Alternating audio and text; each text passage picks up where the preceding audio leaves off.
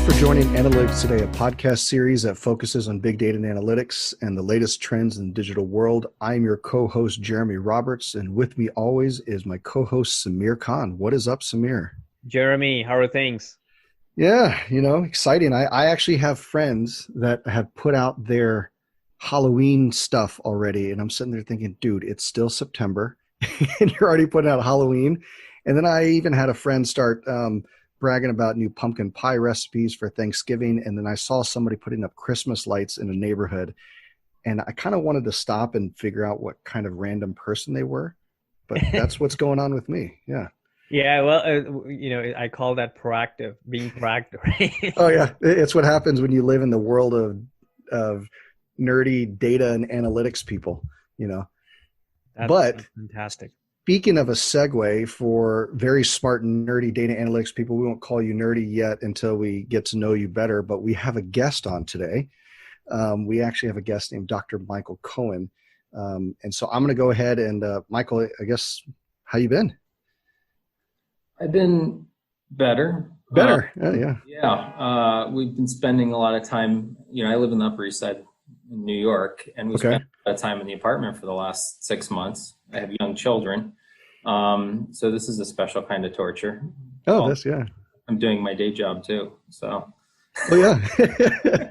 Well, I'm sure there's a lot of people, and so let's do this. Let me give you the quick intro first, and then we'll go into that. So I'm going to read out your bio, and we'll just let everybody in the audience kind of know how special of a guest we have on today. So Dr. Cohen is Chief of Data and Technology at Marketing Evolution, a company that helps innovative brands measure and optimize their marketing at every touch point by utilizing big data and person-level insights. Dr. Cohen has been responsible for the research and development of analytics products, protocols, and software, and can speak to various topics on marketing, measurement, and optimization.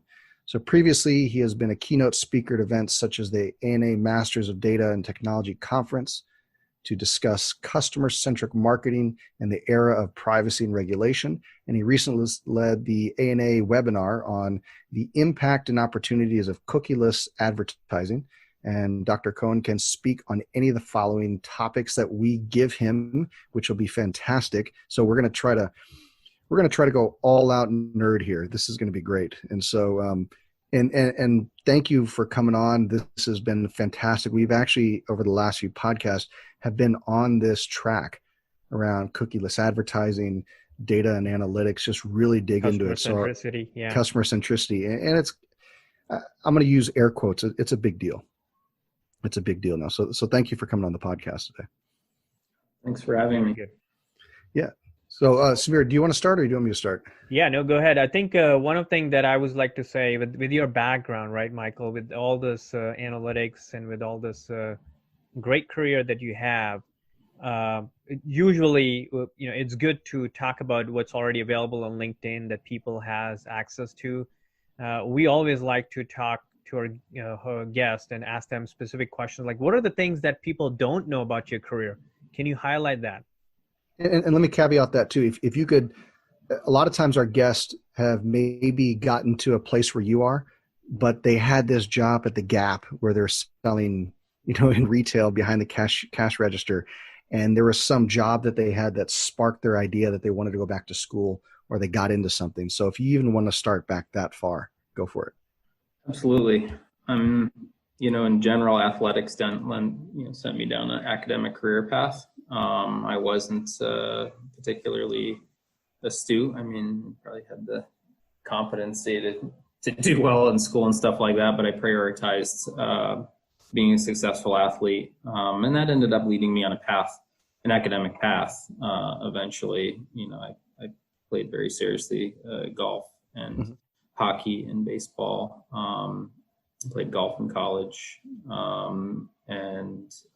That's, in golf, there was a culture of doing well academically. And then when you start to do well academically and you think of that versus a golf career path, the sort of lifelong rewards that intellectual pursuit can provide you financially, and just in Mhm. terms of autonomy and stuff like that, seem to be better if I place that time bet in academia rather than professional golf pursuit. That makes sense. So I guess when you were in the, let's say within sports, and you started to see kind of a turn of the tides, was there a moment, was there an instance, or maybe a mentor or a situation that said, you know what, this is what I want to do? And not many people have an ambition to get down and focus on data technology and analytics. I mean, Samir and I have our own paths to that from where we started. But was there somebody, or was there like a storyline that happened around that?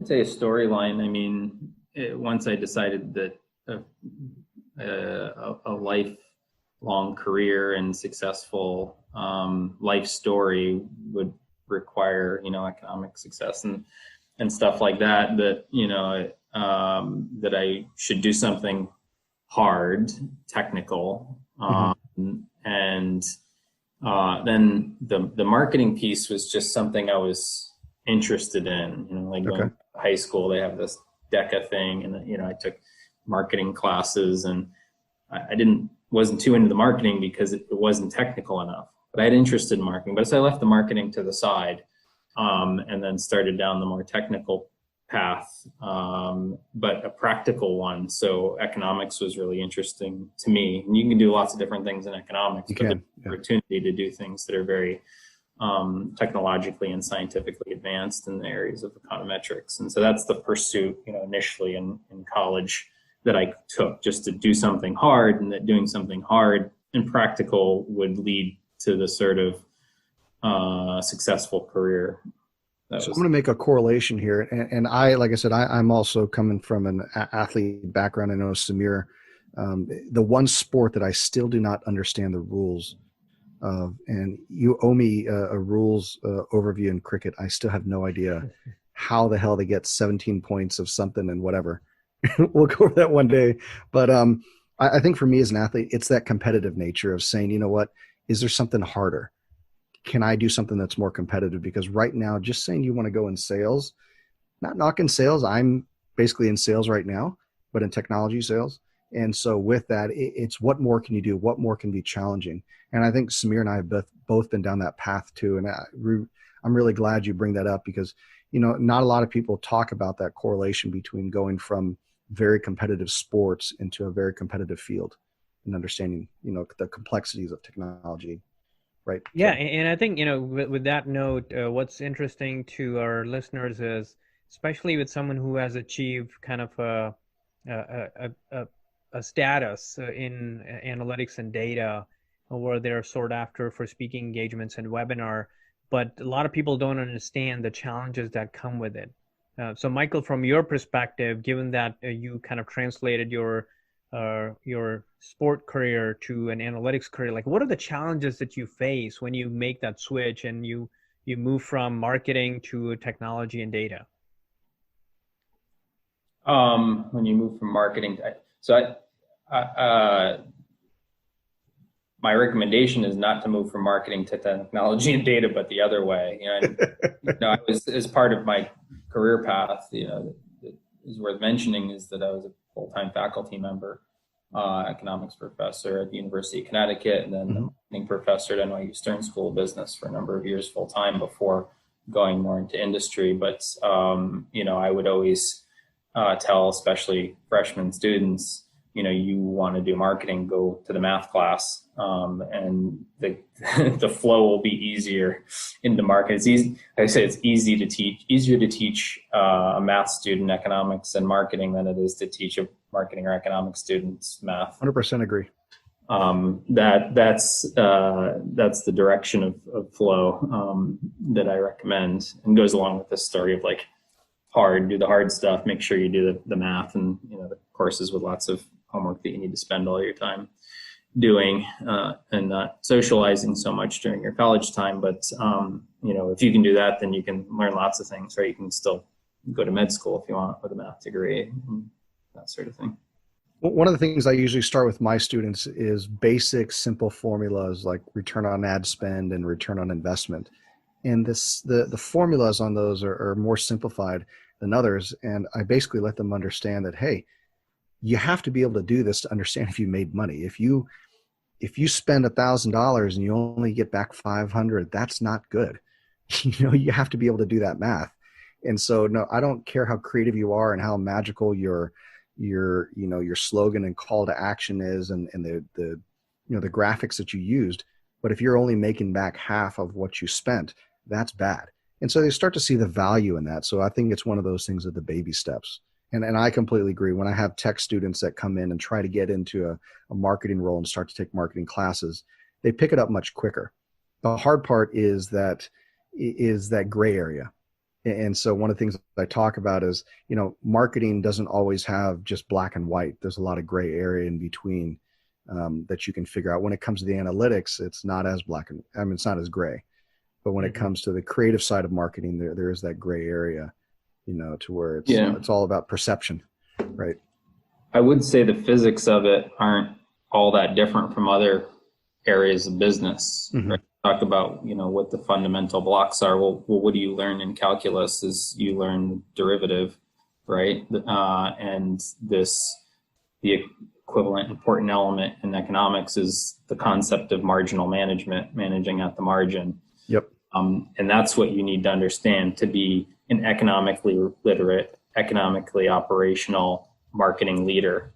And that's not what you see a lot of the time. You see that in the finance part of the organization or supply chain management. In these places, they understand the economic fundamentals.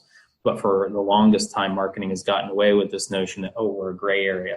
But the truth is that it's not. And, data illuminates that, marketing isn't this, magical area, but, an economic production function that you put dollars into and you get sales out of. And so, all the economic literacy that anybody would expect from other business leaders and finance should be well in place for any marketing manager. Yeah, and I think especially now with the economy turning upside down and every dollar is being counted and scrutinized, it becomes extremely important for marketing leaders to pay attention to ROI and start putting their acts together, which kind of leads to the topic that we really wanted to dig deeper today. It's the wasted spend, right? Mm-hmm. Before COVID hit, marketing had the luxury of spending 100% of the revenue and only showing return on maybe the 10%. But now that rule has been scrutinized pretty significantly, and there are still some statistics showing 80 to 90% of the spend getting wasted. I know that you guys in Marketing Evolution, you guys do a lot of work, and it seems like you have released a latest report that talks about the wasted spend. Can you elaborate on what role Marketing Evolution is playing there, and how have you guys helped other marketing organizations overcome this challenge of wasted spend?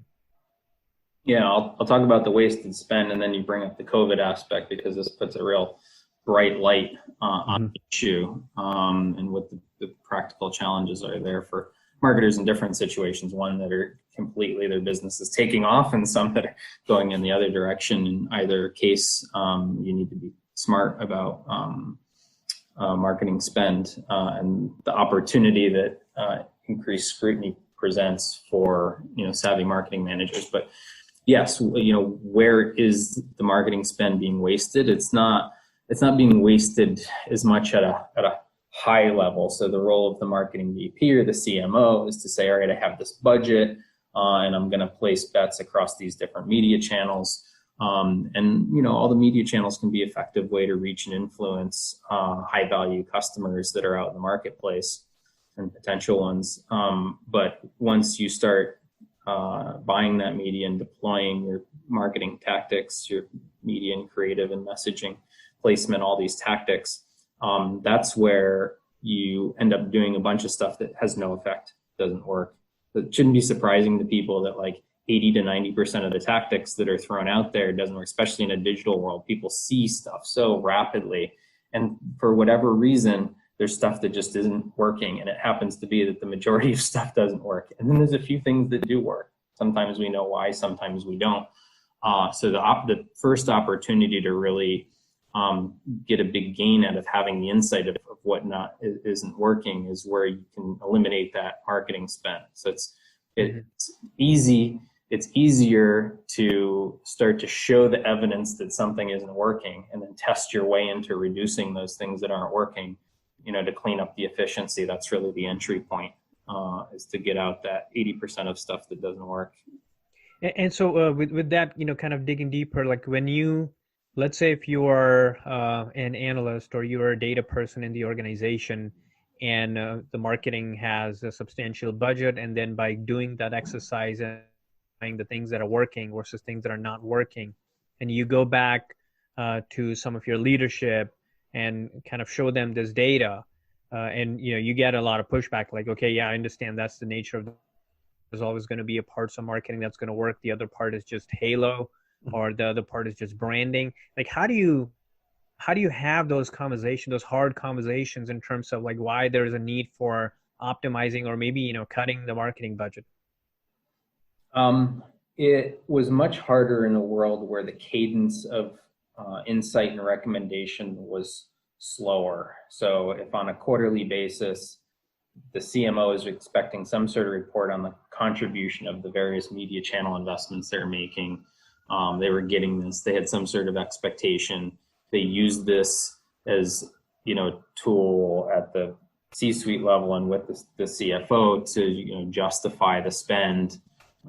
Jeremy said something earlier that's like, oh, my ROI is good, getting a positive return. But the fact of the matter is, that's not the right way to think about it. We have to always be thinking about how much opportunity we're able to seize. The same way our kids come home with a spelling test and they tell you get 16 on it, and your next question is 16 out of how many? Well, CMO's been running around saying I got a 16. Look, this is great, but it turns out that they could have gotten 32. And driving towards improving or seizing more of the opportunity that's out there in the market requires quicker iteration and more testing your way in. And this is a way for an analytics, or what I'd call a marketing operations leader in the marketing organization, to gain traction. They don't have to ask for a lot in terms of buy-in. They get to prove it out in small amounts. And this, cutting tactics that don't work is a great example of that, where you actually want to make a change. You make a small change, you prove out that, hey, we killed these tactics over here and it didn't really change the, projected line of sales. We saved a bunch of money. Let's scale that up. That's where you can become effective. And it's a natural way for any manager with any background to work, and that's what they're doing. You've been very creative, CMOs from the past were always had some sort of instinct about what worked and what didn't, made some changes, fine-tuned things, and then let's see what happens in the market. And the technology and the way that data was being used to drive decisions didn't align with that. There was this notion that, all right, you're going to give me some sort of quarterly business review or something like that, and I'm going to tell you what the contribution to marketing is, and it'll basically underwrite what you're already doing, and everybody will be happy. But that is not this, using technology and data to assist the way I already work as a marketing manager, which is I want to try things, I want to cash in and double down on the things that I know are working, and I want to, reduce investment in the things that aren't, and to do that in an iterative way. And that requires more speed in the technology. Yeah, I think it's important for our listeners to understand exactly what Michael was just talking about. If you want to, whoever's listening, if you want to rewind back and listen to exactly what he just said, we always talk about that, that concept of, you got to understand what you're doing. You got to know the technology. But you also got to remember, Samir, that phrase that we learned back in the day, 10 plus years ago, you got to sell up, down, and to the side.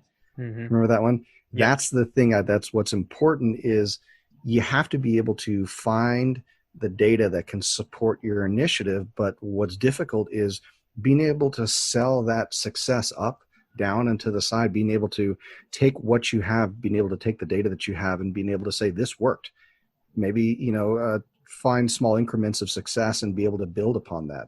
But, a lot of people are, I see in a lot of big companies, everybody's looking for the silver bullet to make that request or to go in with that big, ask, hey, I need more budget. Here's my silver bullet opportunity. No, we don't. A It lot of doesn't times we don't want exist. to. No, Yeah. there's no such thing. We don't want a silver bullet. We want maybe some small wins that add up to something bigger. And so I think maybe, Michael, my question on that is, from your experience, how have you dealt with, that incremental success versus that silver bullet request? For me, I kind of know the answer of what you're going to say, but I'm just curious for our listeners to understand, how do you take the notion of this is the big silver bullet opportunity versus the small wins, and where do you see the value in both? Yeah, that's a complicated question, because the first place I think is the marketing organization and the prevailing incentives that are in place. That would include the compensation that different channel managers get, the CMO gets, what at the senior management, what sort of things are driving them. And even if you're asking or trying to do something very small, like say, all right, I have a sense that some of this creative or messaging isn't working, and I'd like to reduce the amount and improve that out. That's a hard thing to do if there's some marketing channel manager that has control over that is being compensated on some KPI that isn't the same KPI that you and the CMO or the shareholders are being paid on, because we still have channel managers that are focused on, metrics like brand health metrics in isolation of total business performance, but they know that creative is really good at driving brand performance, but it's not good at driving sales performance. And they know if you just start to do a little bit of what you want to do, it's going to hurt their paycheck at the end of the year. And having that support from above is absolutely critical to do that, and having the change management that says, hey, brand manager, we understand the importance of brand in the relative role it plays in the long-term success of the business, but to do, for that to be the KPI that you manage against in isolation doesn't really align you with the rest of the organization and the firm's goals. So those are the first sort of pieces you need in place to even allow somebody to do some of those small changes, because they'll indict everything from, the scientific method based on no scientific understanding. And we know what that's like in the modern world, to stop you from even doing the little bit, the smallest bit of what, of that small stuff that'll really help you gain the traction. So yeah, and I think what you're kind of alluding to is where I was going to wanted to go next, is kind of the concept of flexible marketing. I know you talk a lot about that, and you have a specific framework that you recommend as a part of that. So can you elaborate more, given that it's very much relevant to what you were saying earlier? Yeah, the connection here is that the availability of data has often determined the methodological approach that we use to evaluate and then provide value or insight or direction from that data. And if there's a change in that, that's an opportunity to disrupt data-driven decision-making, for somebody to say, well, the answer's changed. Well, there's different assumptions, there's different information to inform us. It shouldn't be surprised that things have changed, but let's test our way into this. And so I thought to myself, well, if the user experience for the marketing organization, the different stakeholders within it, had continuity at the same time that data availability, for example, didn't,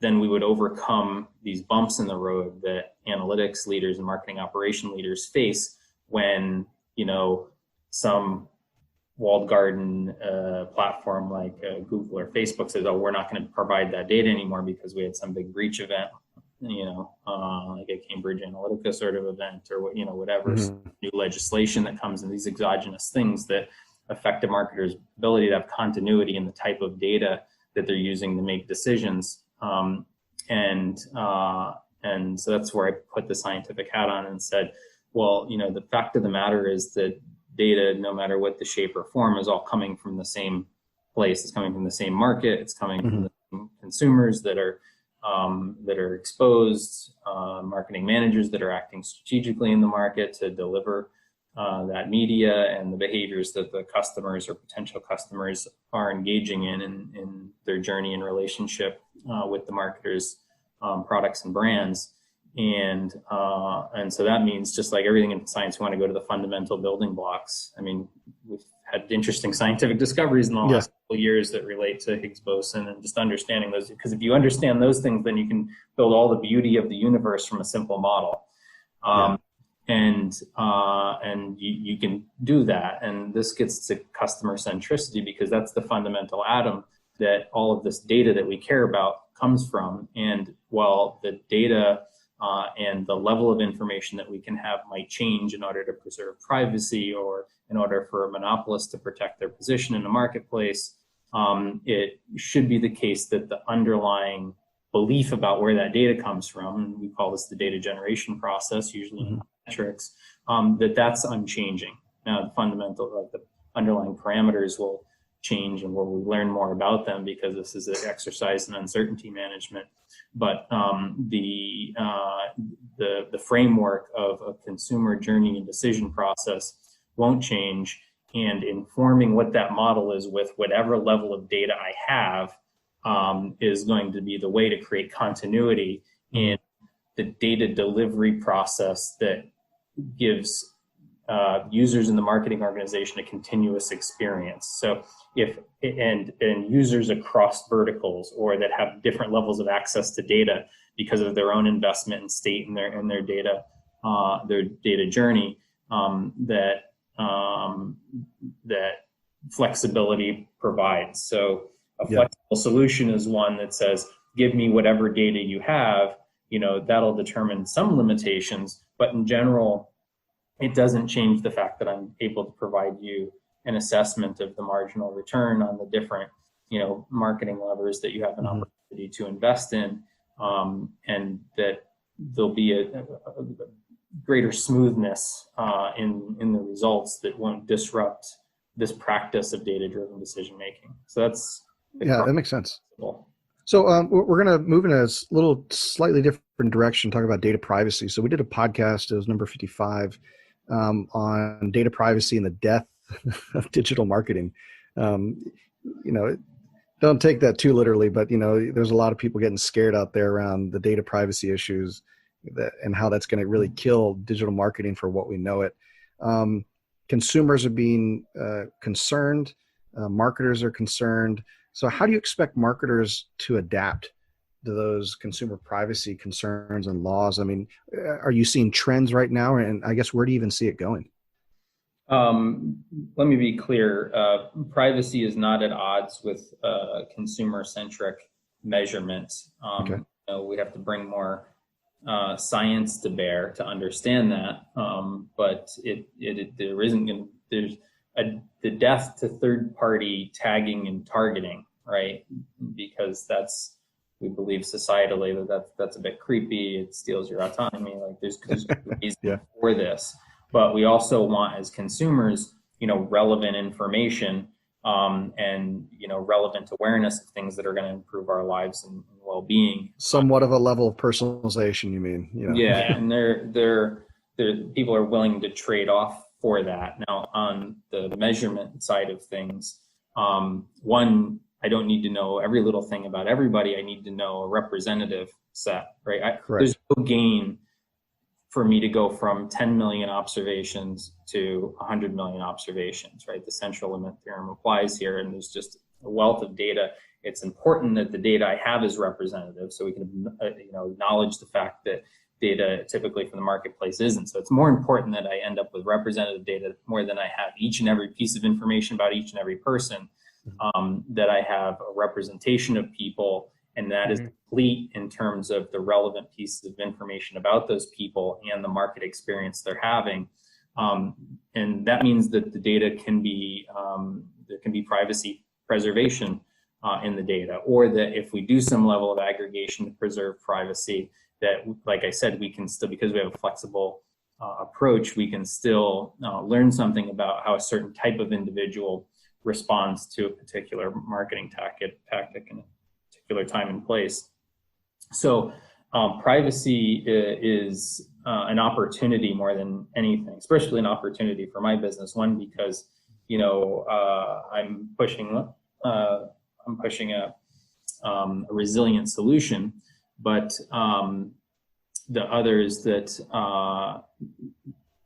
it can be a clear dialogue with our customers about data and management of that data and ownership of that data. So there's a lot more that the tech world needs to do to enable that or facilitate that. But the fact of the matter is, sorry, the cat here Little cat that's visiting the show. Yeah. But it's not the end. And just to call out to something that I'm going to be doing in about a month's time with the ANA, CEO from Optus, an Australian company, is a case where we've been able to operate in a very privacy focused market and provide customer level insight that is allowing them to make decisions and continue consumer centric strategy in a world where privacy compliance is at its highest. So the way that we thought about, I guess to sum this up, the way that we thought about privacy wasn't the right way to think about how, one, we can measure the impact of marketing and then act on it in ways that people are fully okay with, and we lose nothing in terms of quality of insight and action. Makes sense. Yeah. So Samir, you want to go next one? Yeah, I think my thought is, so thank you for enlightening us with that useful information. I think there's always this notion at the back of the marketer where the privacy is making our lives harder and harder, or the new laws with regards to privacy is making life harder. And the insight that you provided is, how do we think about the consumer centricity at the end and not worry too much about that, the privacy part. The privacy part will automatically take care of it if you're being relevant, if you're being customer centric.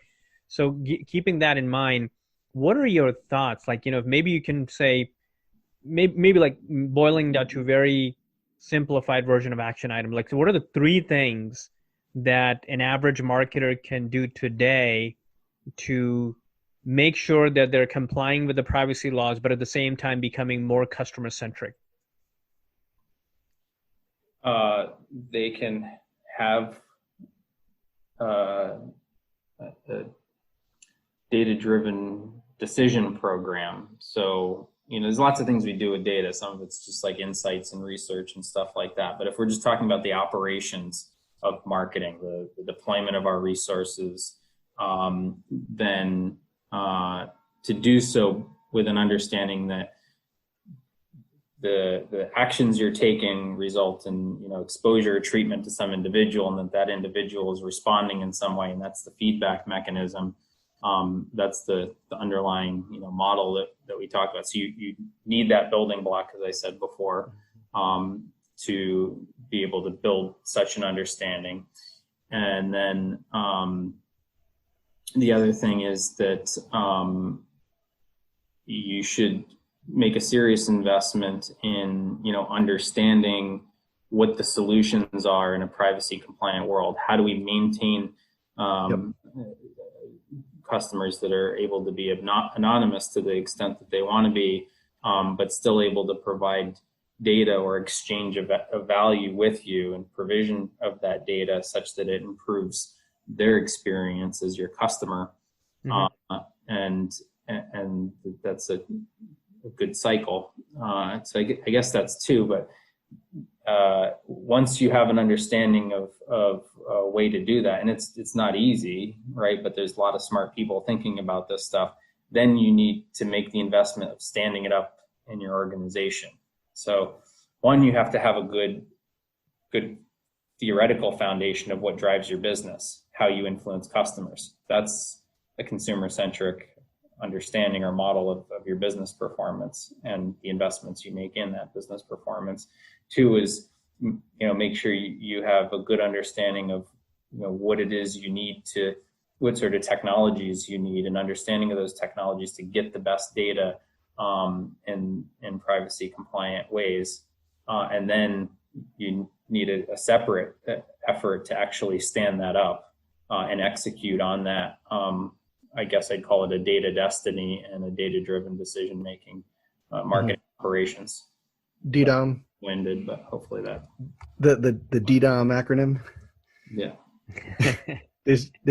So I guess what advice would you give to, and I think we talked about this at the beginning, but I guess I'm looking to dig a little bit deeper, because one of the things that also Samir and I like to do is, motivate and mentor, younger up and coming marketers who are really trying to figure out their path. And, there's a lot of people out there who are just absolutely driven. And it's funny is because I think they drink the Kool-Aid of the Gary V's of the world, sitting there saying, you got to be ambitious. You got to be able to go out there. Don't really give a crap about anybody else. Just do what you can to do. But the one great thing that Gary Vee says is, why are you complaining? You're 26 years old. Why are you complaining that you haven't accomplished anything in your life yet? Come on. You're only 26. He's like, it took me till I was in my 30s to figure out what I'm doing here. I guess, what is some advice would you give either yourself in the mid-20s or somebody that was similar to you in their mid-20s? Like, what path did you take? I mean, should they really go down a marketing path or a tech path, I think you were saying mostly, or an analytics path? What's that advice you give them? Yeah, it's funny you mentioned Gary Vee. Gary Vee and I used to drink wine together before he Hilarious. Podcast, Wine Collector, and so that's how I knew him back then. But the attitude is right. I mean, I even wrote down some notes to myself here that, like, when you're stuck, just wait. And that happens often in your life, and you feel like you can't out of it. But it's not you that's going to be able to get yourself out of it. It's the flow of the universe that's going to free up a path. But preparing yourself for that, to grab the old adage that Derek Jeter used to like, is preparation meeting opportunity thing. The opportunity being is that the universe has created some paths that you need to choose, but that you're prepared to seize those. Really means that you've invested in your intellectual capital. Now, for me, that meant scientific and technological preparation. Pursuing that from the best minds in business science, with the best minds in business science, and then, but for my 10-year-old, he's a little bit more artistic or a good presenter and sales sort of guy.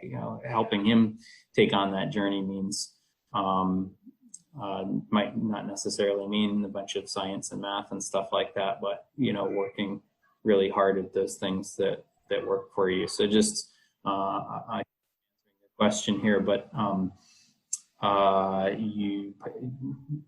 preparation, right, and doing hard things, whatever hard means for you. A little different than Gary's. I think you should work at things that you're not necessarily good at. You learn a lot about yourself from that, and a lot about others, which helps you with things like compassion and empathy and other stuff that those folks think are important. But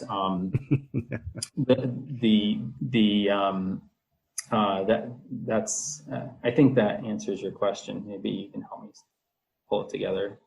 Yeah, it does, and it's a tough one. And I know Samir also does. He does a lot of coaching, and so for me, I do also a lot of mentoring. And it's one of those things. It's just a common question. And most of us, or I guess all of us, come from a sports background, and it's that competitive nature of saying you got to work on the things that you're bad at. For me, I practice in Brazilian Jiu-Jitsu, and getting beat up every day and getting choked or getting destroyed by somebody, it's a common practice. And so you're constantly working on the things that you're terrible at. And so it's one of the things you got to keep fixing it. Yeah, and I think my advice to someone who is early in their career is usually along the lines of what you guys are talking about here, is you need to fail fast. Like, just try different things and fail at it. Yeah. And I think people try early on their career, they have this peer pressure from their parents, and they want to move out of the house and be on their own. That creates an unnecessary path for them that in the future they may not like. And they just kind of hone in and then start practicing that and building upon it. Versus in that age, it's just about testing different things and see what sticks, and just that could potentially become your, if you're passionate about it, that could become your career. Like, you don't want to go on one track and just give all your, well, kind of put all your eggs in one basket at that early on. You need to fail more and learn quickly. That will be my advice. So moving on, I think one of the things we always ask our guests is, who are their mentors, who are their peer network support system that has helped them become successful. So same thing I'll ask you, Michael. Who name 2-3 people that you feel has provided immense level of contribution in your journey, and what contribution has, and then what's the role that mentors have played in your life? Yeah, I'll pick 2. I mean, I'm not gonna. Certainly my wife and family and parents have been important, but if I think about that close lifelong network, it's my younger brother. Really? That I would point to, and the reason is, he has overcome much harder challenges with his own health to be successful in his life. He was born type 1 diabetic, celiac disease, like all these sort of things, continues to have. Those are lifelong sort of conditions that follow you, at least in the medicine that we have today. It's gotten better, but they're still there with him. And he's a successful chemist and business leader. He's PhD in chemistry, and runs a large-scale chemical process company and that sort of thing. And so that's always inspirational. That when I think things are hard for me, there's this guy who's done the same sort of stuff with all sorts of extra weight on his back. So that's one. Like, that's like a touchstone. I like it. Mentor sort of experience.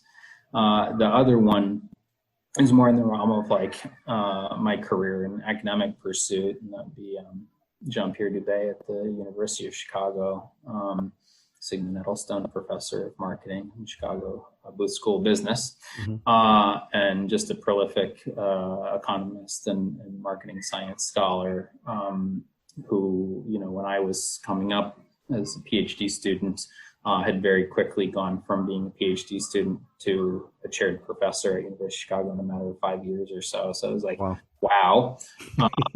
And I got to go hang out with this guy. So I did. I made my way to University of Chicago, and worked with JP and just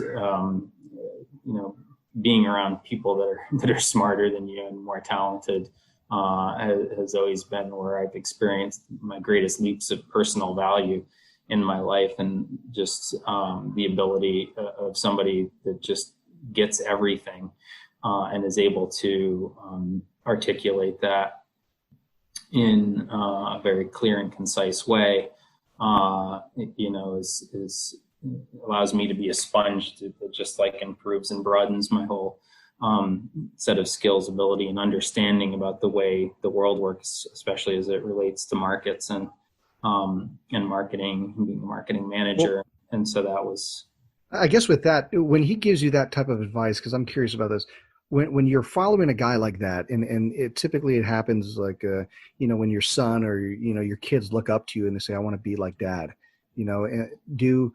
are you looking with a guy like that? You say JP, right? You called him JP. Are you following Jean-Pierre? Are you looking to follow his path, or are you looking to say, or is he the kind of guy who says, I like what you've done, but this is the path that serves you, but it's parallel to what I've done? Yeah, I would say that he's supportive and going in any direction. I would say not everybody in academia is like that, because when you're really strong in academia, there's people who won't give you a choice, that you have to be a professor, right? The very best students have to be, and people will prevent you. They won't write you the letters of recommendation. They won't give you the guidance. This happens. That is not the way that JP is in any way, but will certainly help you if that's the path you want. And certainly somebody who sees the value and actually seeing the ideas that he and others in management and business science have have spent a lot of time thinking about and haven't been very well adopted in business practice, because we've gotten to a level where this stuff is so hard to actually do and understand that, science tends to be decades out in front of actual practice and business. But I would say, it's just about solving real managerial problems with the latest science and technology that, made things inspiring, or inspired me to. Very cool. To do it. Right. And I know we're getting to the end of the show, so we would like to ask you anything that you would like to share with our listeners that you feel like will be really advantageous for someone to go and act on. Anything that you have in mind? I guess I have to think about who your listeners are. There's different sets out there. If you have people, let's take two different ones. Some of them, the first one are, I would call them director level and above marketing and analytics, senior level marketing professionals, and then we have the data other ones nerd, right? Yeah, the data nerd, right, and the up and coming data nerd. That are really getting into it. Those are our two primary listeners. Right. Up and coming data nerds should really take seriously this thing I talked about called the data generation process. Data doesn't come from magic land. You don't just pick up sophisticated algorithms and throw it at data and just worry about label or target prediction. Prediction in general. The more interesting stuff happens on, as I say, the right-hand side of the equation. Understanding the deep, that the derivatives of the function, right? The slope of the surface that you're trying to learn about. That's what the manager needs to know, right? It doesn't matter if you can predict things at 99%. If the inference about the right-hand side of the equation, meaning your ability to tell a manager something that's relevant about the things they can do to influence that outcome, it isn't well understood. And it's not well understood if you haven't thought about carefully from a psychological or economic or just state of nature perspective, the process in the natural world that generates the data, and writing that down, taking a position mathematically, theoretically about that.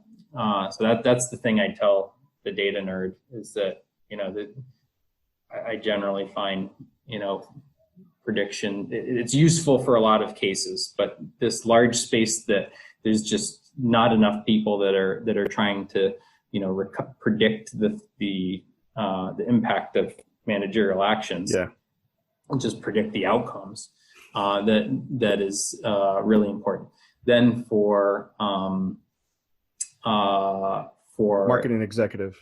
Marketing executive or an analytics person that's been, along the way here. It really depends. That you rely heavily on your fundamental training that you have. A lot of these people have graduate degrees and learned something along the way. And things have changed a lot. It's been since the early 80s and say econometrics, where things rapidly changed.